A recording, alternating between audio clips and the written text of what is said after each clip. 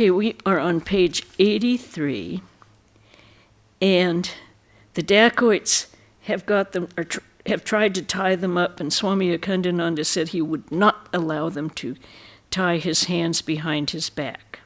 And suddenly the dacoits gave up trying, and Swami Akhandananda told them as he started to leave, "Take those warm clothes with you, friends. You're poor and you'll need them in the winter." It gets really cold in Rajasthan, up in the desert, in the winter. One of the robbers took the dust of his feet and said, "Be kind, Maharaj, be kind. Put your clothes on." With fingers to their lips, they indicated that he was not to tell anyone what had happened. Then they vanished in the twinkling of an eye. Slowly, Swami Akhandananda continued his way with the Bhakat. It was dusk when they reached Narayan Sarovar, only to learn that Swamiji had gone on to Ashapuri. Disappointment, the physical strain, and the excitement of the day brought on a fever. So the Swami did not bathe in the Narayan Sarovar. Those are tanks, what we would call ponds. A Sarovar, they have them in Vrindavan also. They're quite large, and usually they have a temple or some kind of a building near them.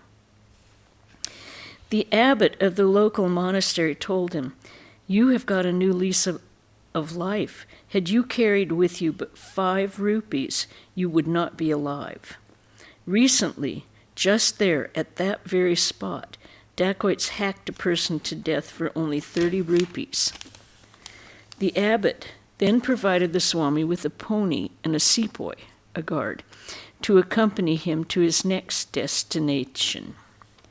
Swami Akhandananda was aware that he was now close upon Swamiji's heels.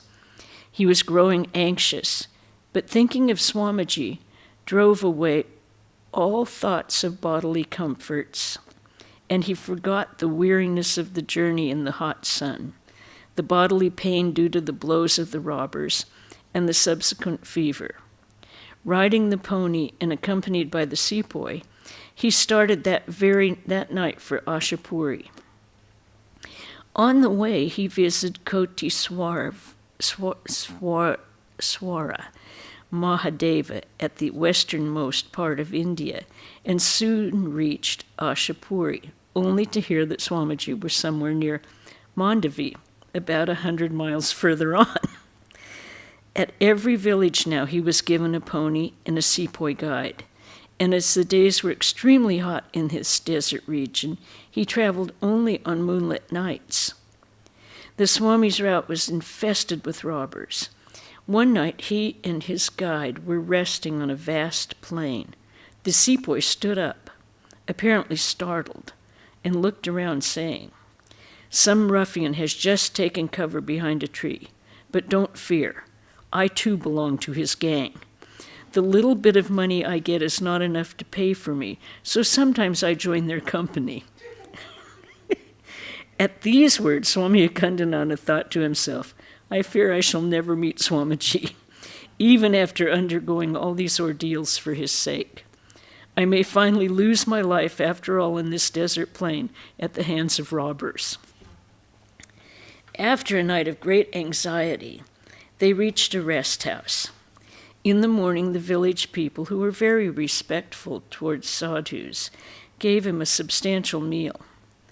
At last, Swami Akhandananda had crossed the vast desert, most of the time on horseback, and sometimes on camelback. After many sleepless nights, he reached Mandavi and heard the satisfying news that Swamiji was staying there at the house of a Bhatia, a trader. With great joy, he hastened to meet his brother, the object of his long and arduous journey, about which he later wrote. "Words fail to express the joy I felt. I found Swamiji's appearance had changed. His beauty illuminated the whole room. He too was astonished and delighted at my unexpected appearance, and cried out, 'Hello, is it Ganga? How did you come here?' I told him how, from far off Jaipur, I had followed him. As he heard of my encounter with the bandits, he said, "Was it wise to have taken such a rash course? Why didn't you ask for a horse and a sepoy?"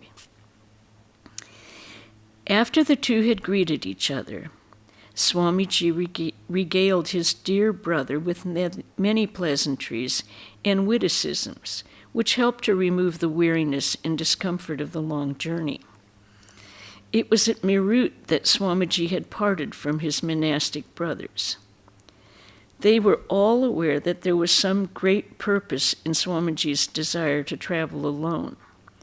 A few days previous to Akhandananda's arrival, Swamiji had met Swami Trigunatita by chance at Porbandar and had warned him that none of his brothers, particularly Gangadhar, should get even a hint as to his whereabouts.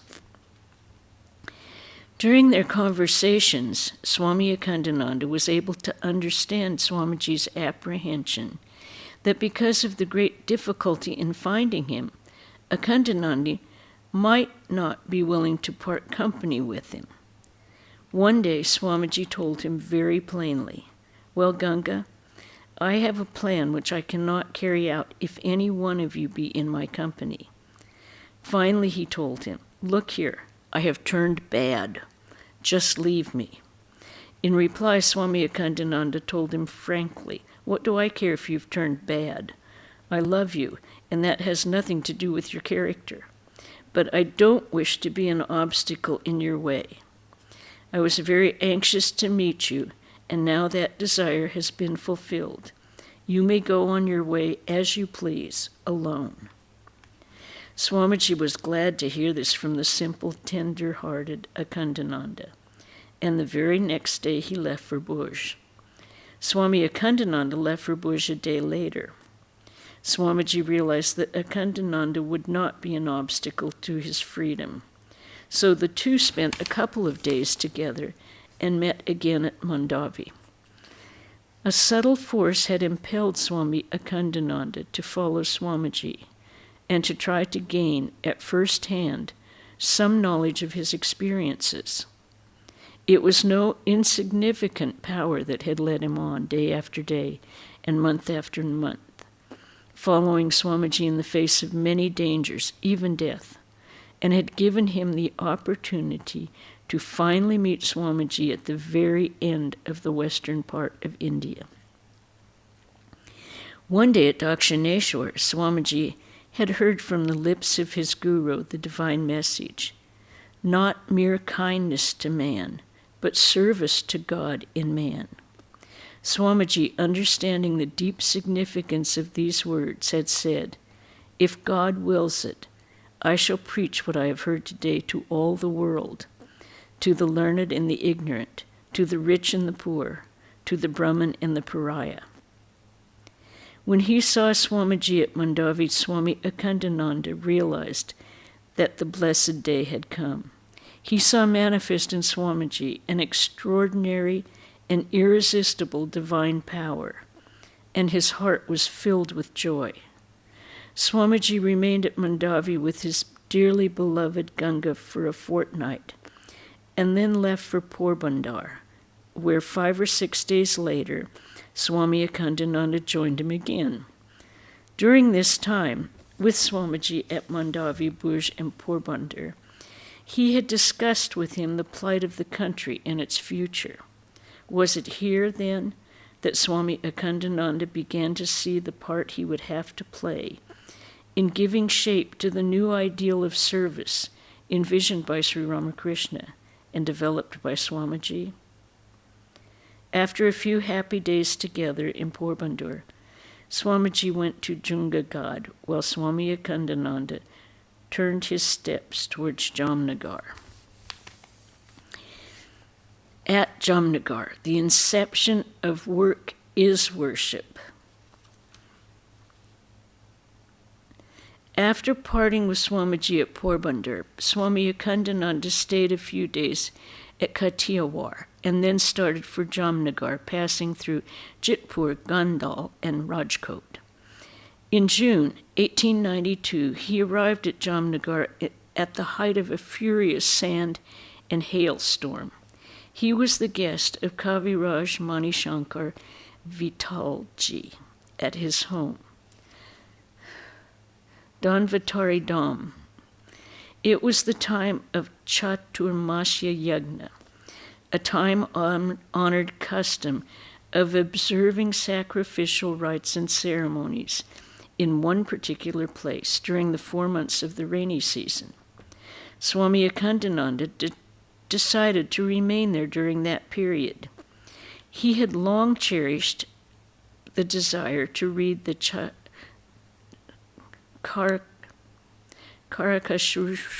it's a Samhita.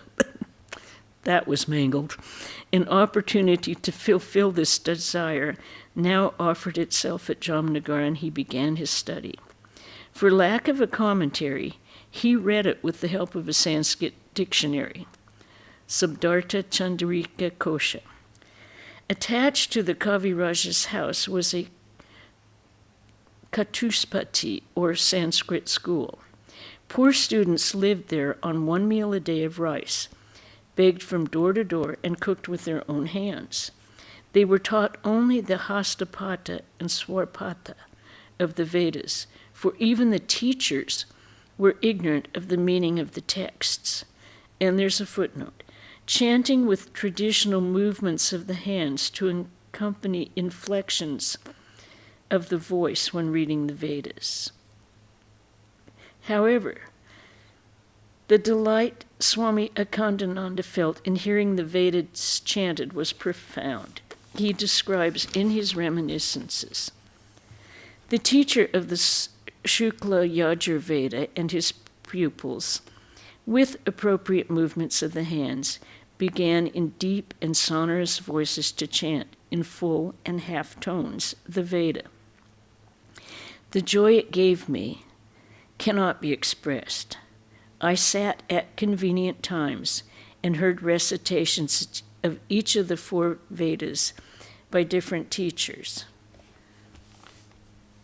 For help in the maintenance of these poor scholars, he wrote, whose generous response made it possible to open a free store for them. Swami Akhandananda himself became a student of the Sukya Yajurveda, starting with its elementary lessons. Though he was greatly disappointed to find that none of the scholars knew the meaning of the Vedas, he did discover a Dravida Brahmin with a knowledge of the Vedas, who was observing the Chaturmasya there. The days of study during the rainy season. The Brahmin would spend most of the forenoon in worship and other religious observances. Then, after his noonday meal, he would discuss the scriptures with Swami Akhandananda. He was pleased to hear the recital of the Chandi by the Swami and said, "The Bengalis have a reputation for the recitation of the Chandi, as we have for the recital of the Vedas." That's the Devi Mahatmya. Okay. Swami Akhandananda often visited the ashram of a local brahmacharan. The brahmacharan was looked upon with favor by the Raja of Jamnagar, who had gifted him with some land. The aged brahmacharan had no one to succeed him and take over his property, and he wanted Swami Akhandananda to become his heir. The Swami replied with a Hindi saying, "As flowing water is pure, so also is a wandering monk." He had heard of one Tokra Swami, a Paramahamsa from the south, who had been in the area for a number of years. The Paramahamsa was a non-dualist in philosophy, but engaged himself in worship during the whole day. On being questioned about it, he replied with the Sanskrit couplets, "To the man of wisdom, the difference between the individual soul and the Paramatman has vanished. Nevertheless, he continues his worship. The husband and wife are united in their hearts, yet the wife occasionally peeps at her lord through her veil." These verses left a deep impression on Swami Akhandananda, and later he recited them for Swamiji, who was charmed by their appropriateness. Although Jainism is the prevailing creed in Jamnagar, temples of Hindu gods and goddesses are to be seen here and there, the most popular being the temples of Virbhajan Shiva, Bichrobibai Devi, and Kalyani Vishnu. At the time when the Swami was visiting, votaries gathered daily at Kalyaniji's temple in the mornings and at Shiva's temple in the evenings. At night, hymns were sung at the Devi's temple. The songs were very appealing, and one line especially stirred Swami Akhandananda's feelings. "Oh, Bichrobai, wherever I may be, I am thine." The people of Kataiwar made liberal use of ghee in their cooking, and consequently their food is very rich. As a result, Swami Akhandananda became ill in spite of the care he took not to eat too much of such dishes. He had to remain under Kaviraj Man Shankarji's treatment for almost a month. While in Mani Shankarji's dispensary, the Swami read a few treatises on Ayurvedic medicine. He also became acquainted at this time with Shankarji Set, a local banker. When he had recovered, Shankarji Set took him into his home, where he convalesced. Here, for 4 months, Swami Akhandananda's diet consisted of milk and rice at noon, and only milk at night. The cow which gave the milk was kept tied at home, lest it should eat any unclean fodder outside. They're very careful what they feed their cows, because it does affect the milk. Shankarji was tall, of fair complexion, and of a pious nature. Unfortunately, he was a widower with no children. His nephews were to inherit his vast wealth. Swami Akhandananda noticed, while at Setji's house, that no one took care of his aged mother. All the other members of the household had someone to serve them, but the old lady had to wash her own clothes. One day after her bath, she had a fall. Swami Akhandananda said to Setji, "May I ask why your old mother is left in such a pitiable condition when you have so much wealth and when there are so many in the household who could look after her?" "In our part of the country," Setji replied, "after the marriage of the son, the mother is somewhat neglected. It really is an undesirable custom. Please tell me what I should do." Swami Akhandananda said, "You should bow down to your mother every morning and inquire about her needs." Thenceforward, every day Setji would pay his respects to his mother, presenting her with a 4 anna piece and taking good care of her. The old lady expressed her gratitude to the sannyasin, but the other members of the family were not well disposed towards the change. Setji was a pious man who took an early bath, worshipped, read the scriptures, told his beads, visited the shrines, and was very hospitable to guests. These were a part of his regular round of duties and observances. His house was open to beggars and Brahmins, and sadhus sat with him daily for dinner. While at Setji's house, Swami Akhandananda would read late into the night. Often Setji himself would remind him to go to bed. With the passing of time, Setji felt more and more drawn to his sannyasin guest, and often took him out in his carriage in the afternoons. This roused feelings of jealousy in the nephews.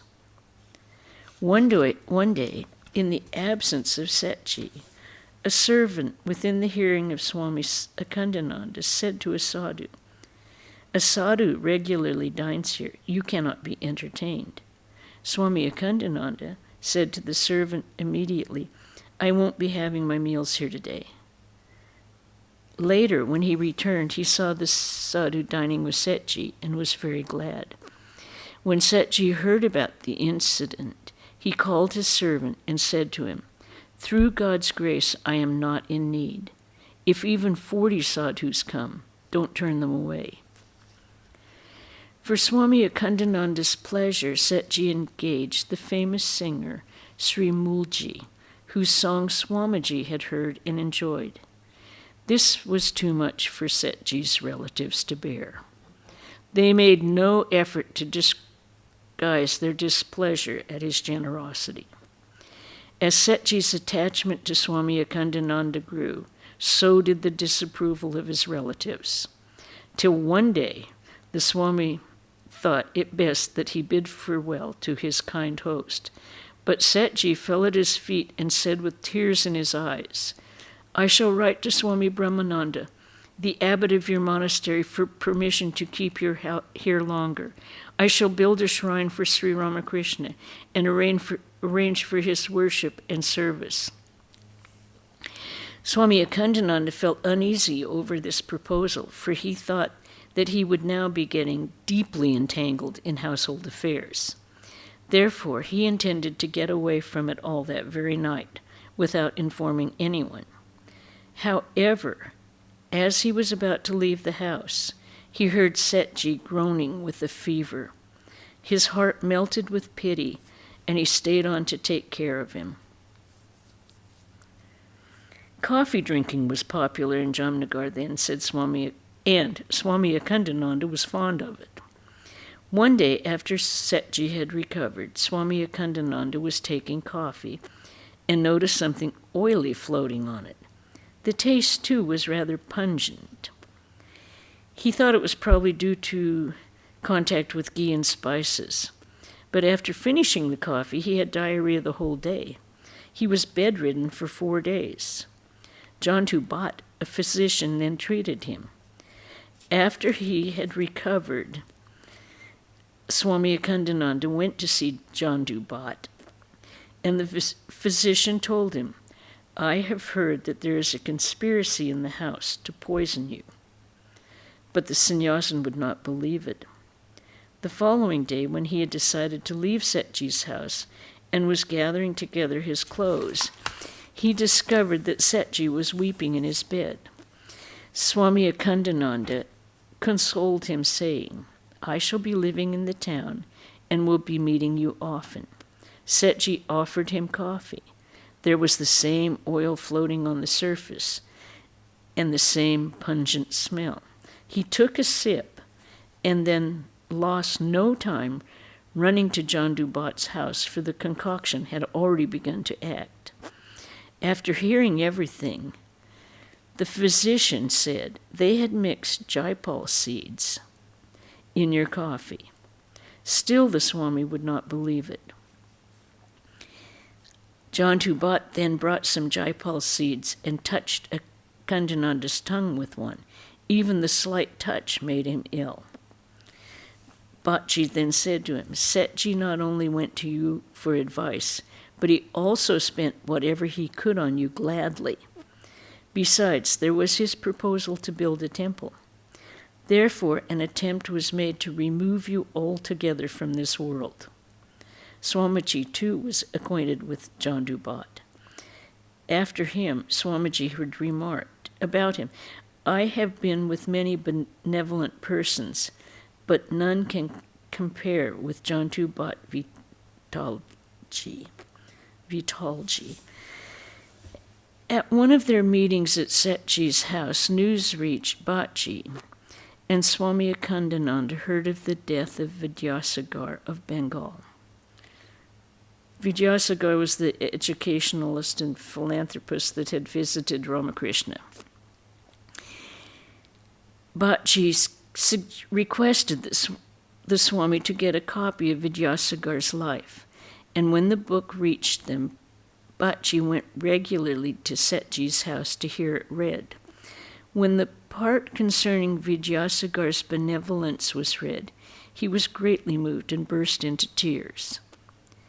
Bhattji was very regular in his habits of eating and personal cleanliness. But one day, while listening to the life of Vidyasagar, he deviated from his routine. As a result, he fell ill and suffered a long time. A clear picture of Bhattji and his activities was later given by Swami Akhandananda. Bhatji's house was more like a hospital. It was full of patients suffering from various ailments, for whom Bhatji provided both treatment and diet. He rose at 4 a.m, and when he came out after worship, people began to arrive in groups to have their tea and get their prescriptions. His medicines were free to rich and poor alike, and these included many costly items like Maharajvaji, an Ayurvedic specific. After filling prescriptions, he drove out in tom-tom, a horse carriage, to visit his patients free of charge.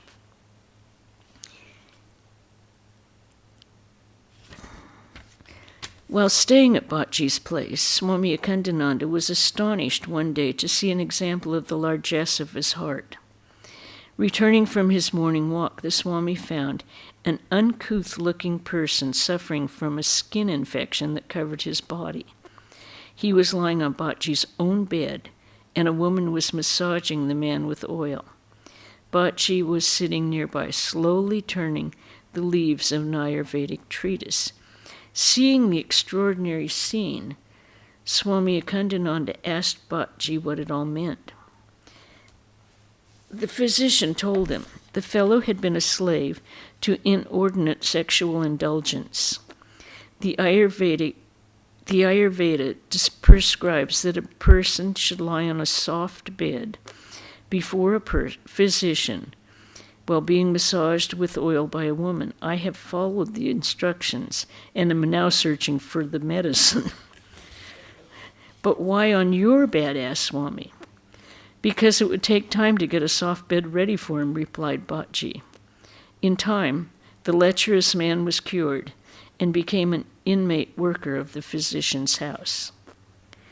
Thus, by the benign dispensation of God, the wandering sannyasin was destined to spend a year at Jamnagar. The incident just described gives us an insight into the future method of the Swami's work.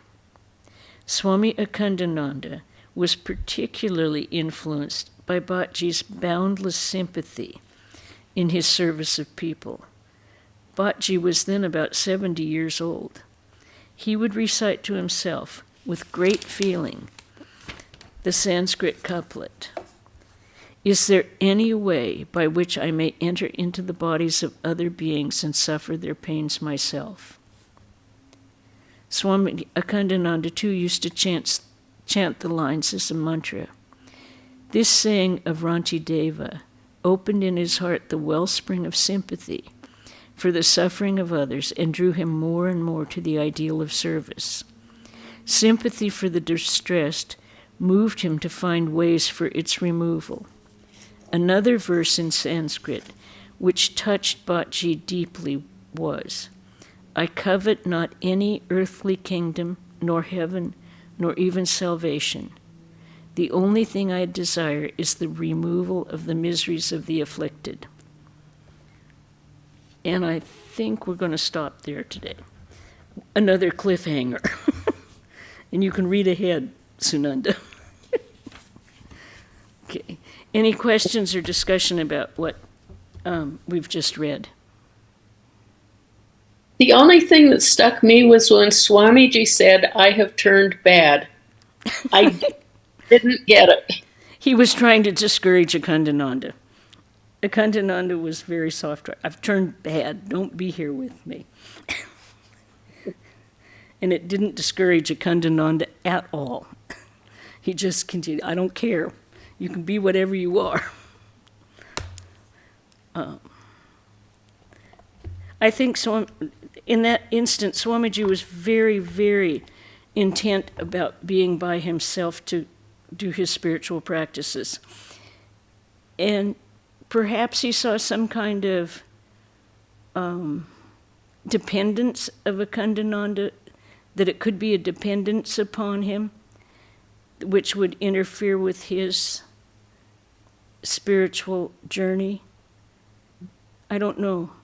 But It I mean, makes as soon as Akhandananda said that, he said, I won't stand in your way, I understand, then Swamiji wasn't really running away from him anymore. mhm. So that would be my interpretation. That sounds good. Any other questions or discussion? Swami Akhandananda was the first one of the monks to open up all these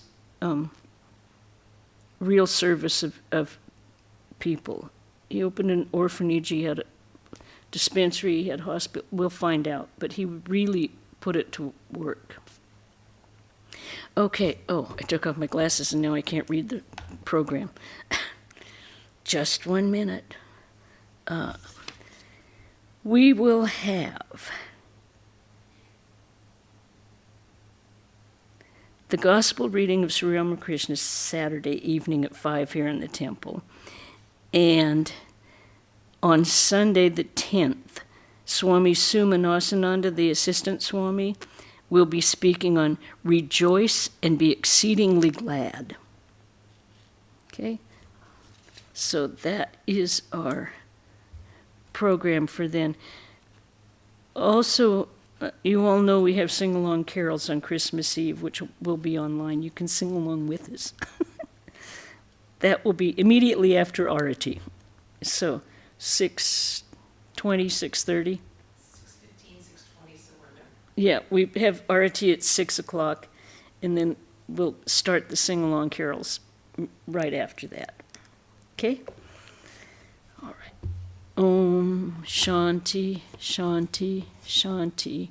Hari Om Tat Sat Sri Ramakrishna Arpanamastu. Okay? Everyone have a good rest of a good rest of this week, and we'll hopefully see some of you on Saturday, and I won't see you Sunday because I won't be in this seat. Okay, we'll see you.